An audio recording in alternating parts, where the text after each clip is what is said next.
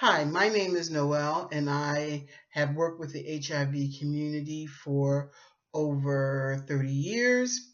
I'm want to do this video because uh, of Charlie Sheen coming out and saying that he's HIV positive.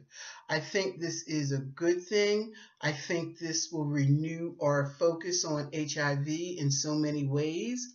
I think also it brings attention to stigma because even though Charlie Sheen is a very popular person, and he is popular, he's I mean he's a little eclectic, a little eccentric, but he's still a popular actor, and he's a good actor. I've seen him. I loved him in Two and a Half Men. He was, to me, crazy as I don't know what, but he still played that role, and he played it very well. But many people don't who don't have the access to money and fame like he did, won't have that kind of platform to come out and say that they're being blackmailed.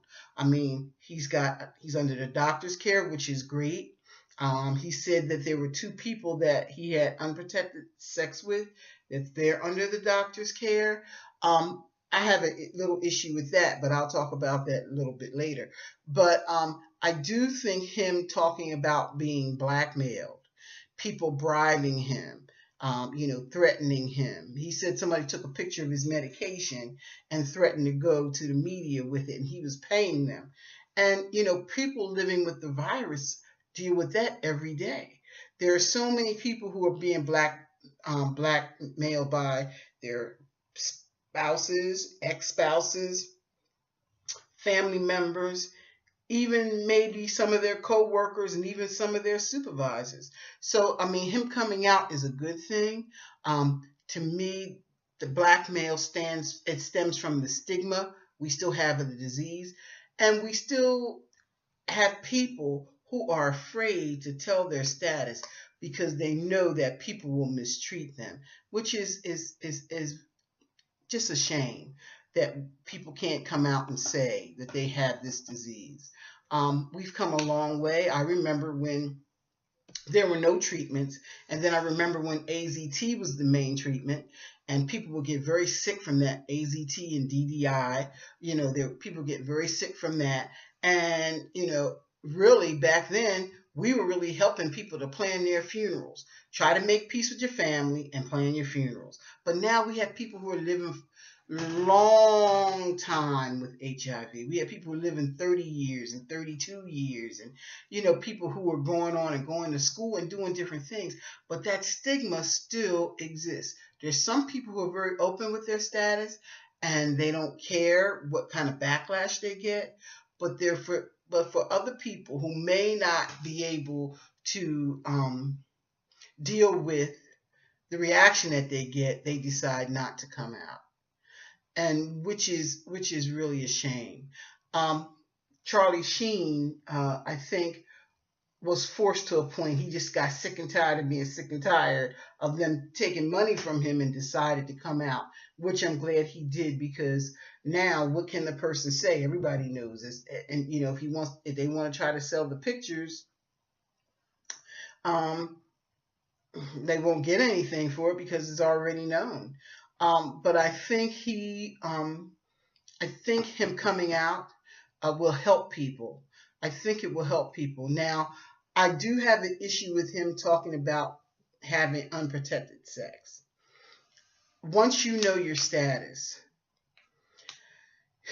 really, even if you don't want to tell people your status, I do think you need to be responsible. Now I'm going to say this, and some people may not agree with me, but I think the three things in order to be respectful, of people who, if you're living with the virus and you want to be respectful of other people, one, you can practice abstinence, and I know a lot of people don't agree with that. But for some people, abstinence is a viable option, and we shouldn't tell people that they don't have to be abstinent. If that's what they choose, then they should choose to be abstinent if they want. The second thing is using condoms. Yes, using condoms. Now, condoms are not 100%, but it's better than going unprotected. So using condoms. And then the third thing is, there was a saying, ABC, abstinence, be faithful, and use a condom. But I'm going to say it in a different order. I say abstinence, condom, be mindful. Be mindful who you decide to sleep with.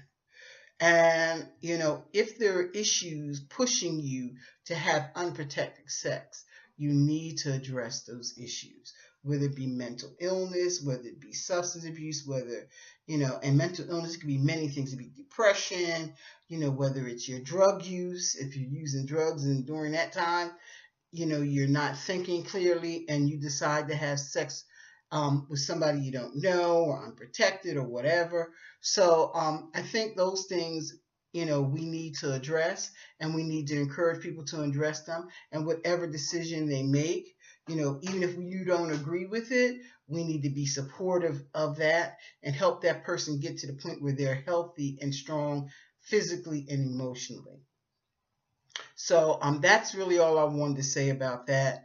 I think that there are so many ways that we can be supportive of people, and I'm quite sure Charlie Sheen has his team of supporters around him now. He mentioned his doctor, which is a support. I'm hoping that he has other people that he can talk to. I understand his family knew, and that was good. And he said it was hard telling his family. So, but that's another thing that people need to understand, that when you get that diagnosis, and I can tell you as a person who used to do testing, when a positive result came back, I would cringe. I would not even want to tell the person, but I knew I had to, because I knew that that person's life would never be the same. Never. And the other thing is that when people get that diagnosis, oftentimes they may go through a little depression. A little depression. They, they may isolate themselves. Their behavior may become a little erratic. Not that they mean to be, but they're trying to focus on dealing with getting that diagnosis. And for some people, they're in denial for a long time. And some people, even once they start taking medications, they're still sort of in denial. So, so we need to be mindful of that too. And I think if we could cut down on the stigma of the disease, then that would be less of a problem, because people would know that they can go get help. And there should be help available, mental health assistance for people once they get that diagnosis. I know some places it is available, and people can come in for short-term counseling, maybe 4 or 5 sessions to get them through that period, the initial period of getting the diagnosis. But for some people, they don't have access to that. And that's something that we need to work on. There's still some people who don't have access to medication because maybe they can't afford it, or maybe the state they're in doesn't have that program. There's a program where you can get meds if you're low income, or if your income is higher than being on medical assistance or Medicaid, but you still need help paying for your medications.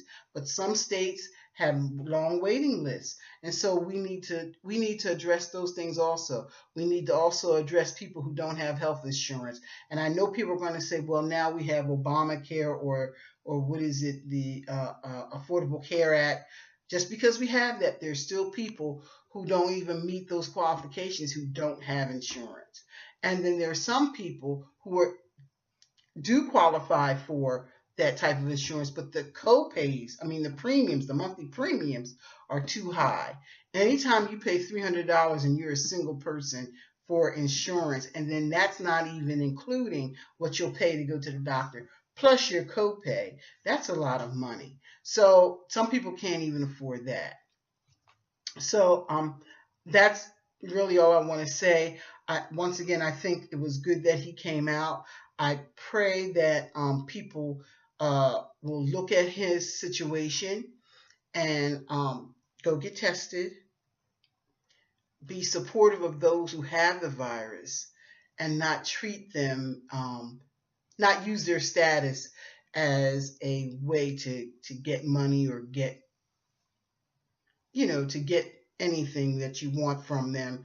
Um, I mean, I'm saying money because that was the main thing he talked about, but there's so many other ways people use that status to try to get something from someone. And I hope that we don't do that. I hope we can continue to evolve and become more sensitive to that and not use it as, like a hammer to hit somebody over the head because they had the virus. Because dealing with the virus is enough. Um, you don't need the added stress of people saying they're going to tell on you or tell your status. That just adds to the anxiety. Okay, so that's all I have to say. Uh, I hope people will go get tested, and I hope people will be supportive of those who are already living with the virus. All right, you have a great day.